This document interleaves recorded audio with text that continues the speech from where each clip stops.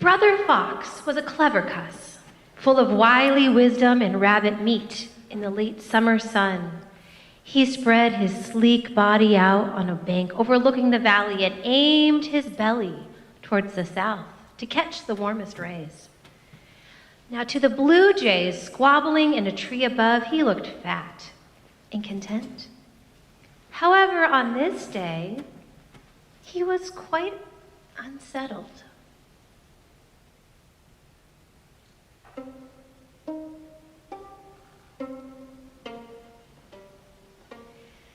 The trouble all began that morning when he poked his long snout out of the burrow and smelled the sharp tang of a chilly, chilly morning. A leaf the color of his orange-red coat drifted to the ground in front of him, as if to put a fine point upon it. Brother Fox let out a pensive huff, forming a tiny cloud with his breath. Fall was coming. Not long after would be the brutal months of dark and cold with a perpetually hungry belly. For in the days of our tale, the sun did not shine in the winter. All was dark blue and icy.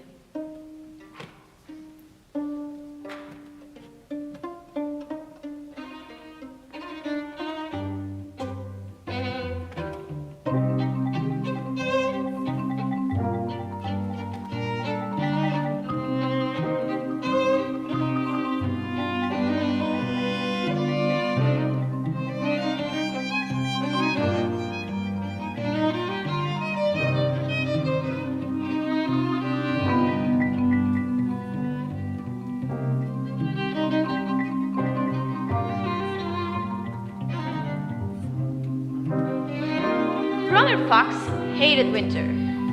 Snow in the footpaths. Not enough fur on the derriere to insulate against the icy ground. Pine needles for lunch when the rabbits were too sleepy and warm to leave their burrows. And always the hunter's gun. Thinking back to the morning as he lay in the afternoon light, Brother Fox growled. Like all the animals in the kingdom, he knew that winter came when Sister Sun left. To Brother Fox, that was inexcusable behavior on the part of the sun. How dare she, he questioned the air. How dare she turn her back and leave just like that? If she would stay put, we would have fat rabbits and warm fannies all year. But no, Sister Sun is selfish. And with that, Brother Fox began to devise a plan to make the sun stay.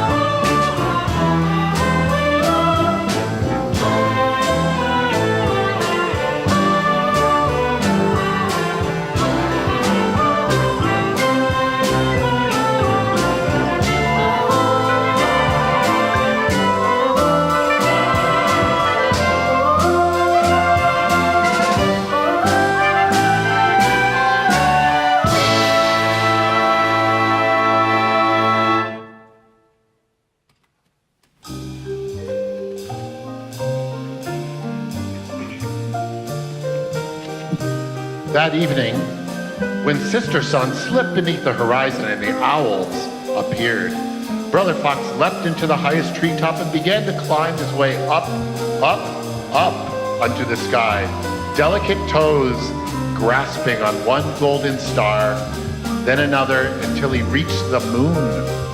He sat bolt upright on that chalky ball with fidgety anticipation, until the light in the east began to grow, and dawn broke, and over the valley now was his chance. Just as Sister Sun rose, Brother Fox leapt up, as he does when hunting mice in the tall grass. With nimble paws and a quick snap of the jaws, Brother Fox snatched the sun right out of the sky.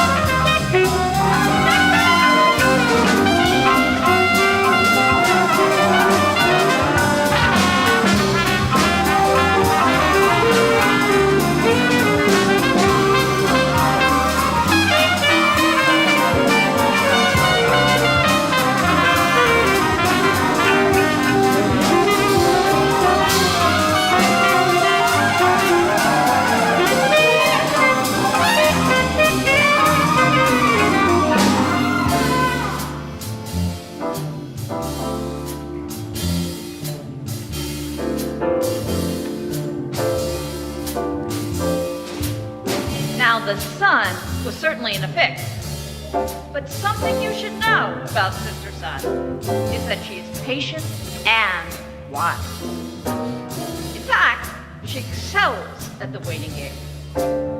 So, rather than struggle in her predicament, the sun simply shone, hot and bright, through Brother Fox's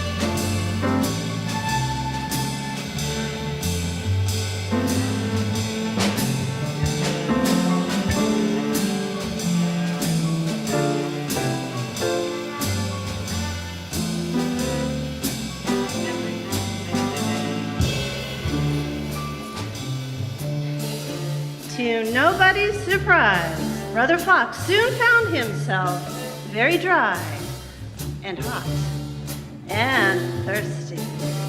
Using a piece of bittersweet vine, he wove himself a fine crown with a space for the sun in the middle. When he slipped the crown between his ears, the sun shone like a lantern, and Brother Fox glowed like high noon.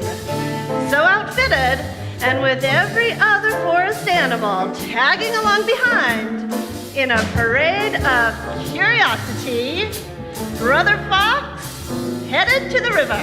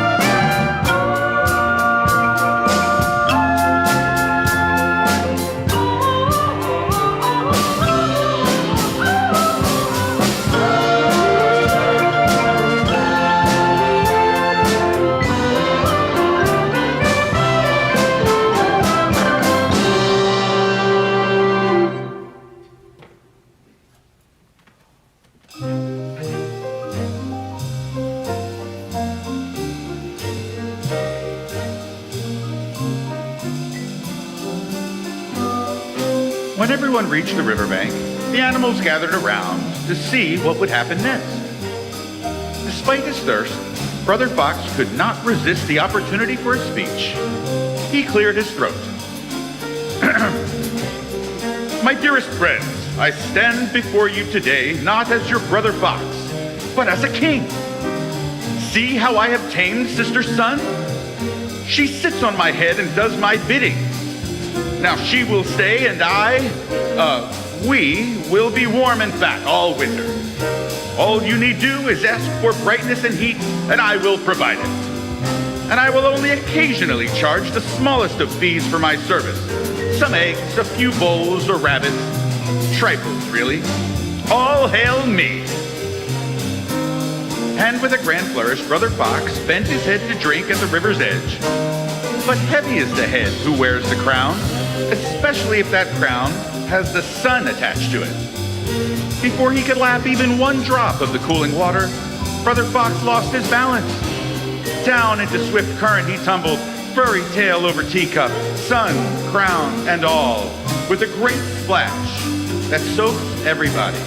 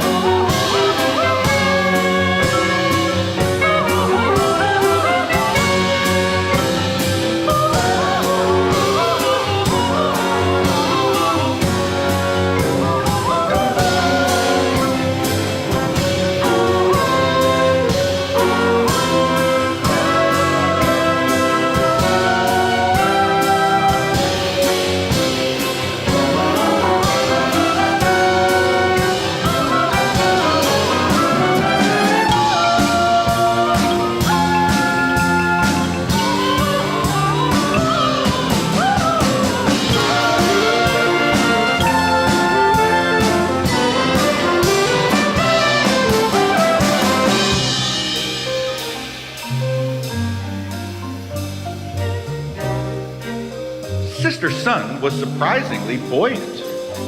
Brother Fox was decidedly not, but fortunately, the animals on the bank were motivated to get him back on shore, if for no other reason than to laugh in his fuzzy face.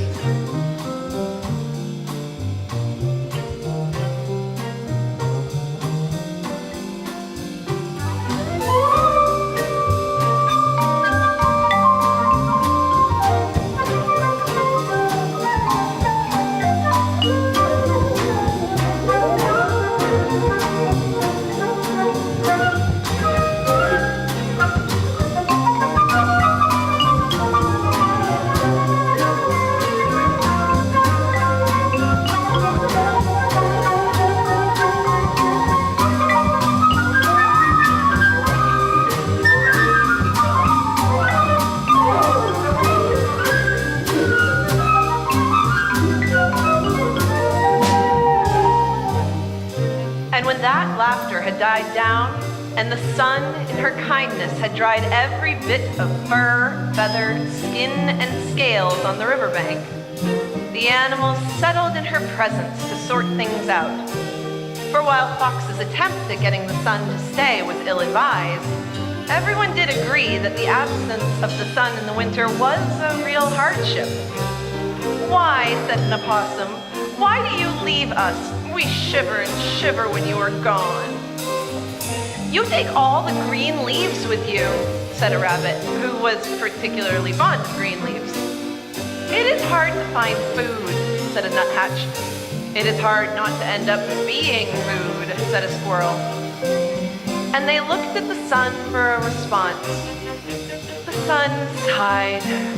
"My beloveds, I must leave because my plant and animal children on the other side of the earth need my warmth and care too.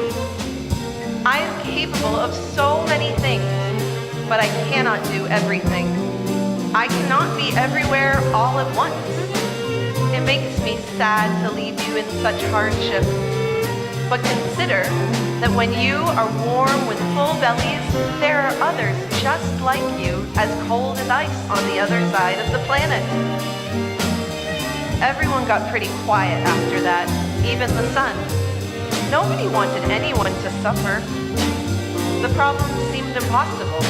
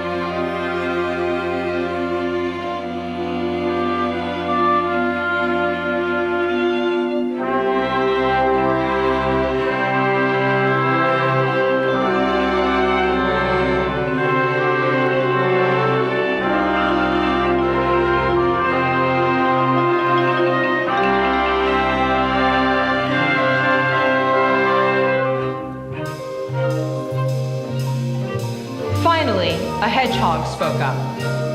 "When I must watch my children and hunt for their dinner at the same time, I make sure they understand that when I search the brambles for slugs, I will always be close by. And I often poke my nose out so they can see me and be assured that I will return. Maybe you could do something like that for all of us on both sides of the earth?" The sun stretched her rays in thought. "I can indeed reach far from my center, and I know it would be a comfort for my warmth to reach you as much as possible. So, I promise you that I will remember to visit you every day, even if it's only for a little bit. I know it will not be what I give you in high summer, but it might be enough." Everyone bowed their heads in respect, even the sun, for in the animal kingdom it is blessed indeed when someone gives themselves something to support the whole. Brother Fox, feeling embarrassed and more than a little worried about being in trouble, and used the moment to slink away into the undergrowth. But nothing escapes the sun. "Brother Fox," she called, her voice like a golden gong. "Where are you going, sly boots? Return to the circle. I have something to say to you." So commanding, she aimed one of her rays upon his hiding spot. Brother Fox had no choice but to return to the ring of animals, licking a paw in feigned nonchalance, but unable to speak for fear of what would happen next. The sun rose. "Brother Fox, while I am less than pleased by your half-baked idea to turn me into a hat, I am grateful to you for helping me see what I can do better to serve my beloved children. While I cannot fill your belly any better than you can yourself, I can give you the smallest of gifts. Let your golden red coat grow thick and fluffy when the cold comes, so that you may glow like my bright rays in the deepest snow. When the others see you, they will be reminded of my promised return and how your brave antics have helped to create heat and light where there once was none. And that is why, to this day, Brother Fox no longer minds the cold. On any winter morning, you can catch him hunting in the snow, leaping and levitating, rolling and running, digging and diving. A hero in red, fiery fur flashing, a reminder of the time he tried to steal